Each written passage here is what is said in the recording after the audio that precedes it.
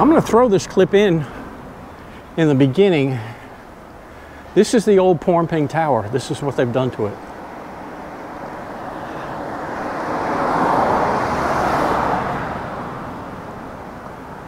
Or Pormping Hotel.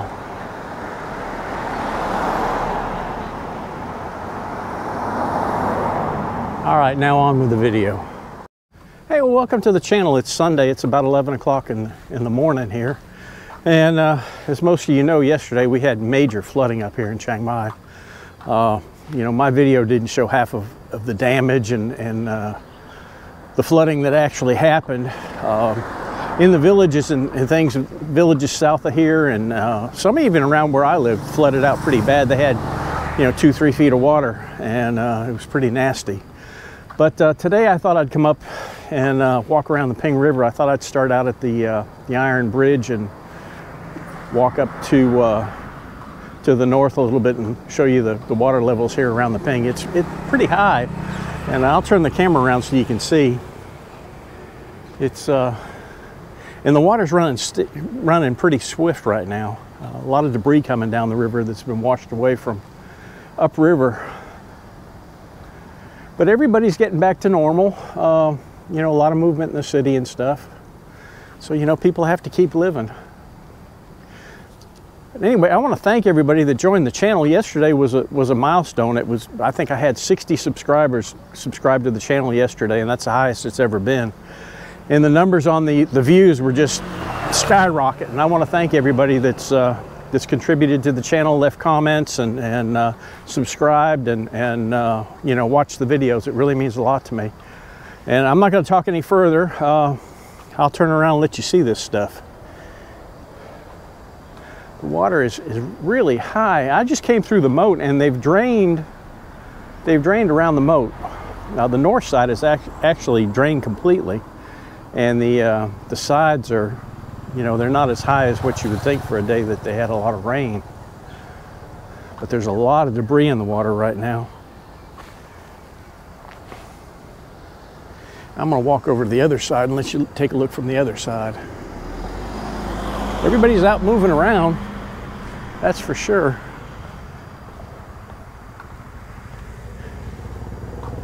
All the fishermen are out. For some reason, this is after it rains like this, they have real good luck fishing. See, they seem to be got a lot more. There's a bird hitched right on that debris laying out there. He's just going to ride it on down the river.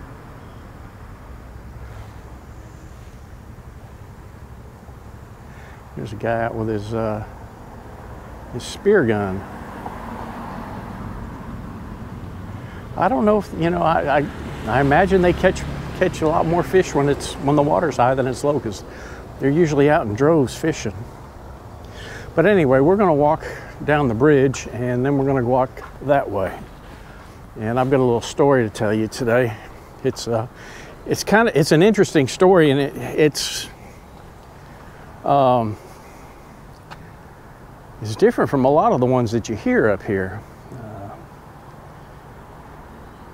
Yeah, those birds are just having a blast. They're getting a free ride south.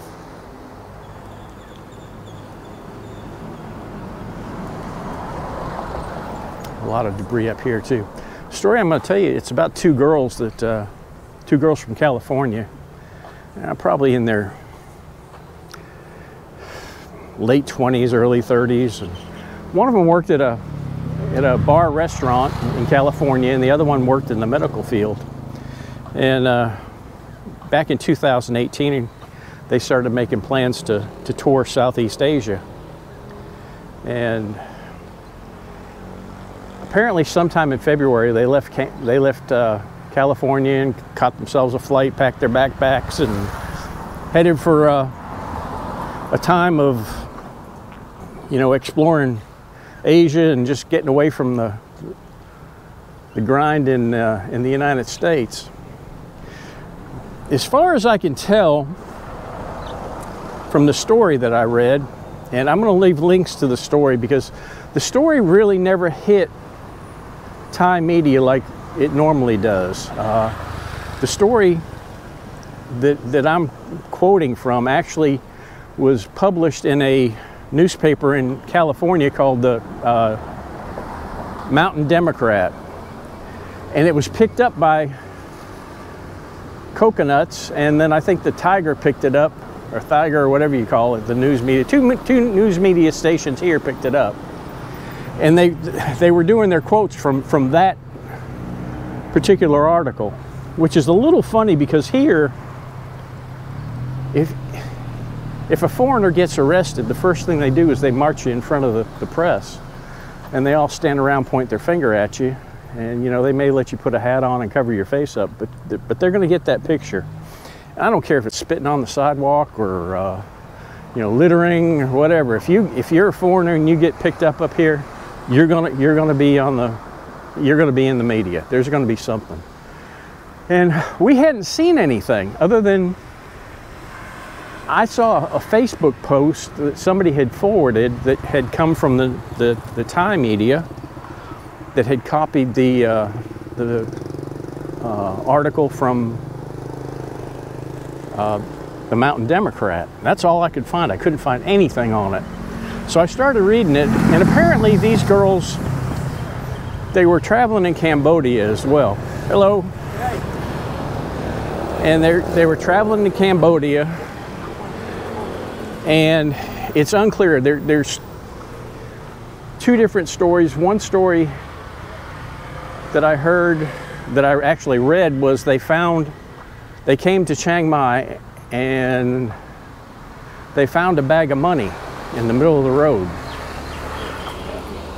And they went on their Facebook page and were posting on Facebook how they had such good luck, and you know, had found the money, and you know, they were just having a great time up here. Well, apparently not long after that post, there was another post on her Facebook page, and I saw the Facebook page back in 2018, but I didn't copy it and I didn't think that much about it. It has now disappeared. Both the girls' Facebook pages have disappeared off of Facebook, so I couldn't go back and copy it. But the next post that they made was they're in jail, and both of them. And it's apparently, hello. Apparently they, that money they found, and it said they found it in a bag. Now, whether it was a purse, whether it was a paper bag, whether it was a, you know, a woman's, you know, money clutcher or man's money clutcher, I don't know. It just said bag is all the news article said. And apparently they decided, well, you know, we got this money. Well, we can't spend it unless we cash it in for Thai baht. So they go to try to cash it in. And the next thing you know, Thai police are there. And turns out the money's counterfeit. And they lock them both up. And, you know, they tell the police that they found it, and, you know, they're not counterfeiters and all that. Well, it really doesn't make any difference. You know, there's kind of a two-pronged situation there. You find something, you know, we learned that with the guys that so-called found the phone, and, you know, we're going to return it. Well, you know, you got to make some effort to return it, and obviously their good fortune was somebody else's misfortune. Had it been real money, you know, being that it was counterfeit, you know, just kind of, hello, how you doing? Morning.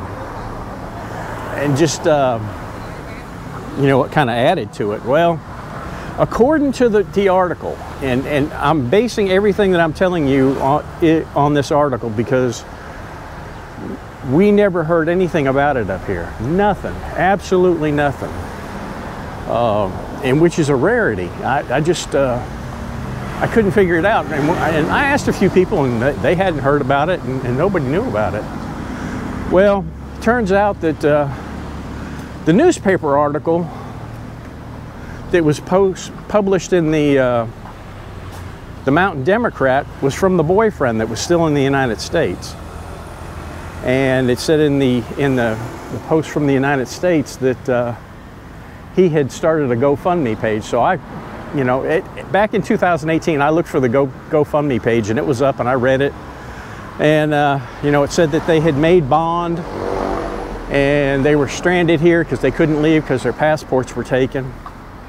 And that's the last we heard about it. We never heard anything. We never heard any outcome about it. There's nothing. And I checked the GoFundMe page, and it's been shut down. I think they were trying to get $50,000 for their defense fund, and it shut down at, I think, at 9 or 10,000. It's still up, and I'm gonna put a copy of it up in the video, and I'll also put a picture of them up, the two girls. So it kind of raised red flags. And when I started looking into this again, in the article it also said that her place of employment in California was going to have a benefit to help raise money for them. Well, I went through the internet and I found the place that they worked, and I actually even sent them a message on Facebook, asking what happened, and I didn't get any response. I got a response from somebody else who asked me a bunch of questions but wouldn't answer any of my questions about it. They just kind of went silent on me. So I don't know. But anyway, I went through the restaurant's Facebook page all the way back to January of 2018, and there was no mention of any kind of benefit for these girls. Nothing. I mean, it was like nothing happened. And so, who knows? But the irony of it is, I don't know whether GoFundMe shut them down or whether they collected the money and just shut it down themselves. The boyfriend's still on Facebook, but his account hasn't been active for a while, so it's really hard to tell. But true or not, if you find something here on the street,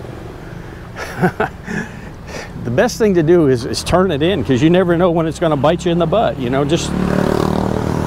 It's crazy. And if this story is true, if it actually happened, if it wasn't a scam to get money off of GoFundMe, they ruined their vacation. And now, like I said, both of the girls' Facebook pages have disappeared off of Facebook. I can't find them now. And I know I found them back in 2018 when I first read the story. But I found the Facebook page of the guy who wrote the article, and I've tried to contact him, and I haven't had any messages back from him. Because I wanted to ask him, is this story real, or is it just a bunch of crap? But, maybe we'll never know. But if it's true, they had a two week or 1 month nightmare over here. If it's not true, well, then shame on them. And I think if it's not true, I think probably everybody figured it out. And, they're kind of laying low. But there's all kinds of scams like that. And I see GoFundMe pages all the time started for people for different reasons. Now, if somebody's hurt or, in a bad way, I don't have any problem helping out. I had a friend of mine in the States that was in a bad motorcycle accident. He didn't have any health insurance, and I had no problem helping him. He helped me back, when he worked for me.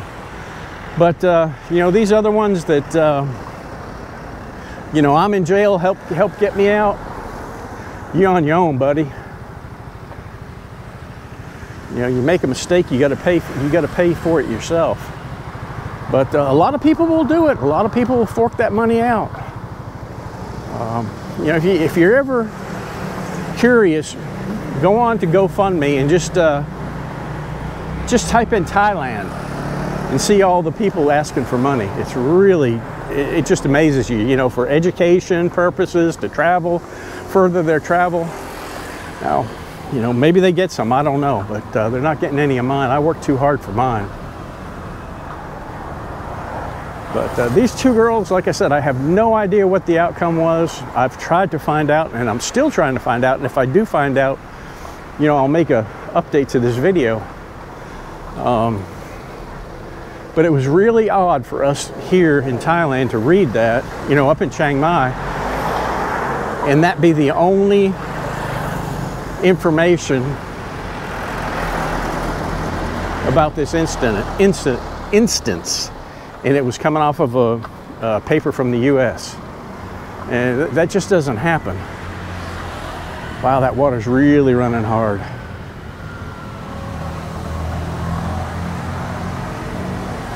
You know, if anybody knows anything about it, you know, put it in the comments. Tell me about it. Tell me what you think.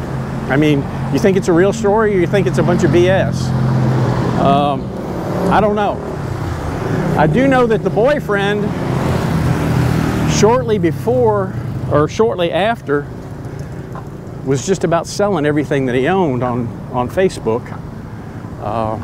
So, you know, I don't know. I don't know whether it's something that's made up or if it's something that's real. You know, maybe we'll never know. But either way, you know, and the other thing that I'll say in these girls' defense is, during that time, that same time, there was a lady caught up in Chiang Mai with about $10 million, or yeah, about $10 million worth of phony money, American money. And, you know, it could have been spill off from that if they actually found it. But, you know, I would think that if you're going to find money, you're going to find more than just $1,000. I'd say you'd find, you know, a box or something like that. But you don't know. There you go. Man, that water's dirty too. We'll walk across the bridge. A lot of traffic out today. Looks like they're all leaving the city, not coming. But I'll keep on that to try to find out what the real deal was with it. You know, obviously they're not jammed up here in prison, because that definitely would have made the papers. I saw quite a few bamboo chairs and stuff coming down when I first walked up. Just about everything along the edges of the river from here north is floating down. And it'll all collect at a dam about 2 or 3 kilometers south of here. And that's where they'll probably clean most of this mess up.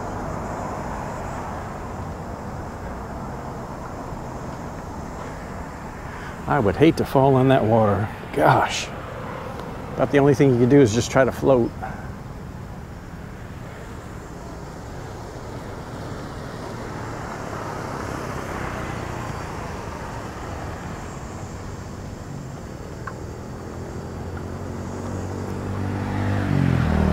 That church right there is one of the oldest Christian churches in Chiang Mai.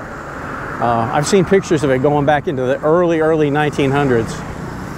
And you can see pictures of the old bridge that was the original iron bridge, I believe, was right here. And when they put this bridge up, they made that one later. But you can see pictures of the iron bridge and that church in the background. The old iron bridge. A lot of history up here, and you know, it's slowly fading away. You know, I belong to a couple of Facebook groups that post pictures of what it was like way back when, and it's really interesting to see how it was. A lot of the stuff they've recreated, and they've recreated them to be better geographically than what they actually were at the time. You know, just like Taipei Gate and some of the walls. But that, you know, that's the way things go.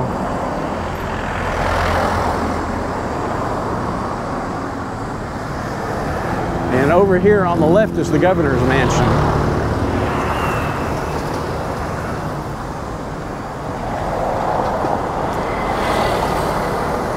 I believe, I'm sure I've done a video here before.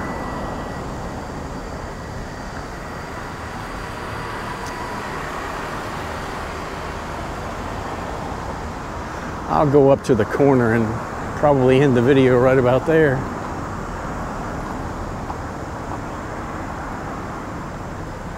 Yeah, this is the governor's mansion, the governor of Chiang Mai.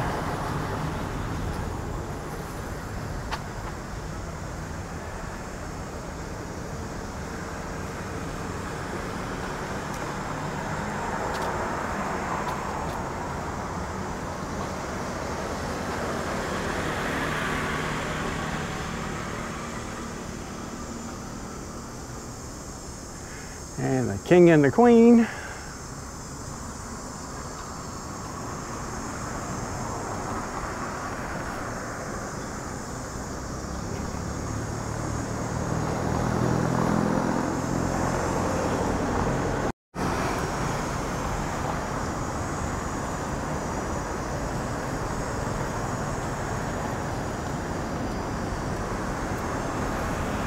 Usually on this corner, you're going to find a checkpoint out in front of the police station here.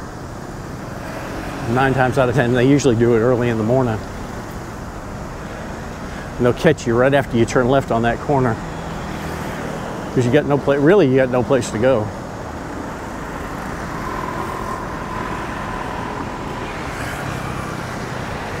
Chiang Mai Municipal Tourist Information Center.